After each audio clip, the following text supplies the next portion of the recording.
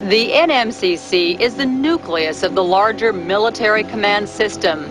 Should the NMCC be destroyed or even temporarily disabled, the responsibility for receiving and executing presidential orders is shifted to any one of 3 alternate sites, strategically located throughout the country: deep underground at Fort Ritchie, Maryland, inside Cheyenne Mountain in Colorado, or Offutt Air Force Base, Omaha, Nebraska.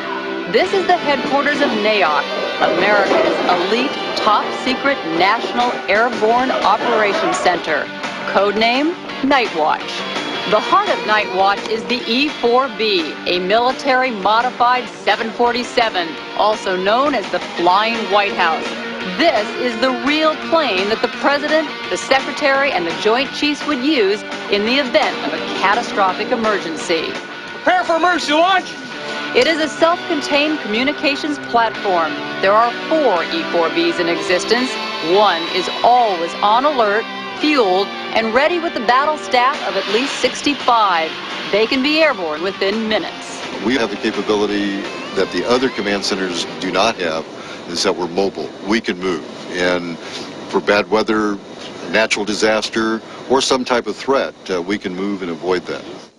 Nightwatch is set up for long missions. There is a stateroom that doubles as an office, a soundproof conference room with seating for 10, a full galley, bunk beds for the crew, and some limited seating. But the majority of the interior is occupied by the battle station and the communication equipment it takes to run it. On top of the jet, there are several antennas housed in the distinctive dome. These antennas link the commanders on board with secure phone lines, faxes, and teletypes, giving them the ability to communicate with everything from satellites to submarines and anything in between. We have a telephone number. We can reach them anytime, anywhere, anyplace, worldwide. Outside of the cockpit, the only windows on board are on the doors. All are covered with wire mesh to protect against the effects of a nuclear blast. What really sets the E-4B apart from other 747s is its mid-air refueling capability.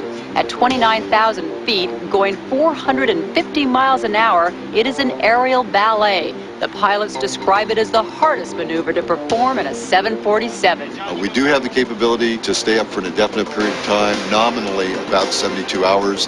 With only 1 aircraft, if we had all of our aircraft, we really could continue to keep an airborne presence indefinitely.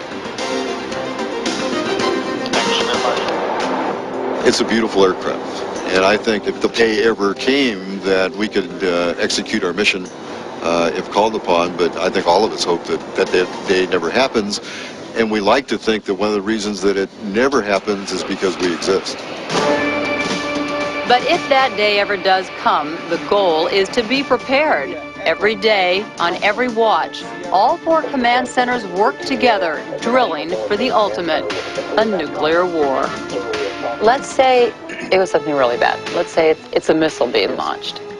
How much time do you have? Under 30 minutes in order to make a decision.